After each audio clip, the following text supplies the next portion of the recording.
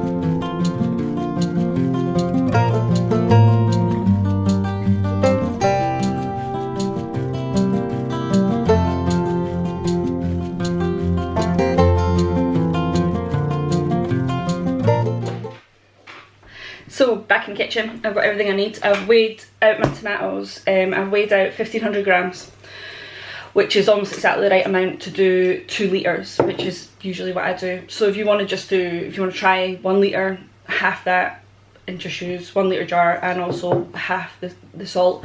But 1500 grams of tomatoes is what I'm using. I also have my salt. For like 1500 grams of tomatoes, I use 15 grams of salt. So, you know, you can adjust that. I've ground the sea salt up with dry herbs, just an Italian mix. And I've also ground up in here dehydrated garlic that we grew and dehydrated last year. That's just what I like to add to it. The salt is the only essential component in there. Your tomatoes and your salt, that's all you need to ferment. Anything else you want to add is up to you. You can add other vegetables, you can add courgettes, you can add fresh herbs. It's totally, celery is quite good in it. Totally up to you. Some Italian herbs and some garlic I really like the flavour that gives it. But your 15 grams of salt, your 1500 grams of tomatoes is your sort of basic recipe. I've also got pickle pipes, which is what I like to use. When you're fermenting, gas escapes and you kind of need to let it escape. You can either use something like these pickle pipes. I'll link these below. They're really handy because you just use them instead of your metal lid, and this stops bacteria getting in but allows the gas to come out. You could use like a clip top cooler jar. They self-burp. There's a few other options, but I really recommend these pipes.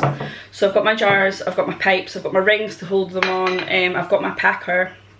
This is a pickle packer. I'll leave the link for this as well. This is really handy for fermenting. But you can use anything just to shove them down in there. And I've got my mixture. So that's everything we need. So let's get started, guys. So to get started, I'm going to prep my tomatoes. As you can see, I've got quite a big mixture of sizes of tomatoes in here. And the little ones you don't have to cut at all. You can just leave them whole unless you want to. The big ones I tend to slice them into large slices, you know, this sort of size. That's just how I like it. Again, that's sort of totally up to yourself. Some people ferment them whole. I've not tried that, so I won't comment on how effective that is. But for me, chunks and tomatoes this sort of size, and you know, these little guys, I just leave as they are, take the green off them. And these bigger guys, take the green heads off and just slice them up. So I'm going to get on with prepping these, and then we'll come back and have a little look. So that's our tomatoes prepped, all cut up into roughly the same size. Now I'm going to add my herb and salt mixture.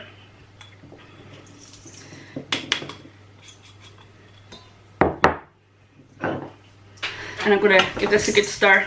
I'm going to sort of distribute the salt amongst all the tomatoes. And they're quite wet and juicy with being cut, so it should stick to them all quite nicely, which is good.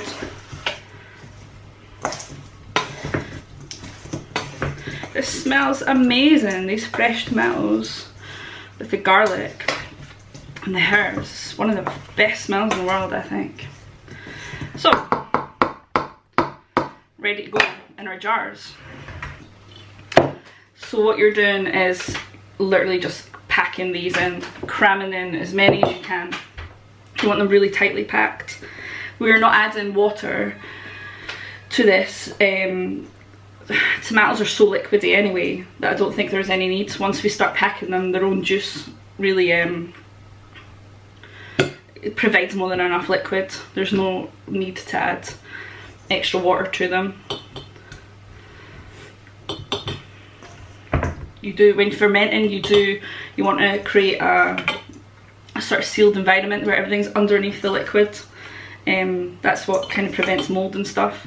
So you do need them to be under liquid, and you're probably looking at them now thinking they're not going to be under liquid. There's not enough liquid there to cover them. But once you start, oops, lost one there. Once you start cramming them in and putting some pressure on them, and they start releasing, the salt helps them to start releasing their liquid. It's already, this bottom of this bowl's already really full of liquid, which I can add in. You're going to see a lot of fluid coming up out of them, which provides our brine, provides our fermenting brine.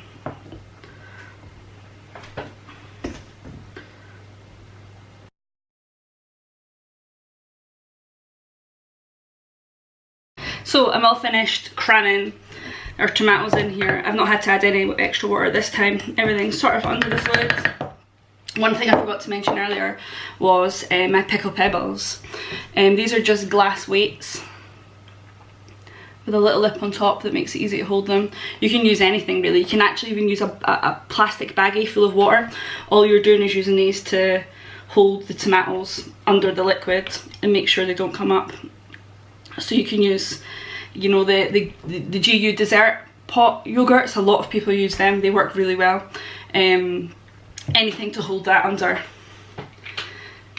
Then I pop on my lid with my pickle pipe in it to let gas escape. And then I would recommend storing these in a bowl or in a bag, an open bag, because these ones aren't very full, so they should be fine, but if you're quite full, they can sometimes bubble over and make a bit of a mess, like with any fermenting food. So I'd sit them in something just to be safe. And I'd leave these for 5 to 7 days. Taste them after 5 days, see how you feel about it. Go up to 7 days. As long as you've got no mould on the top, they're absolutely fine fermenting away. At 7 days, you can either eat them whole like this, you can use them like this. I like to blend them in a sauce, and then I store them in the fridge. I've used these right up to 6 months, and they've been perfectly edible, and I've been perfectly fine. I've heard of people eating them right up to the year. But it's kind of your own discretion. To be honest, they very rarely last that long. It's such a good sauce that we tend to use it quite quickly. But you know, experiment with it, see how you get on with it. Let me know what you think about it. Let me know if you've got different recipes, if you do it a different way. I would love to hear from you. Thanks for checking in, guys.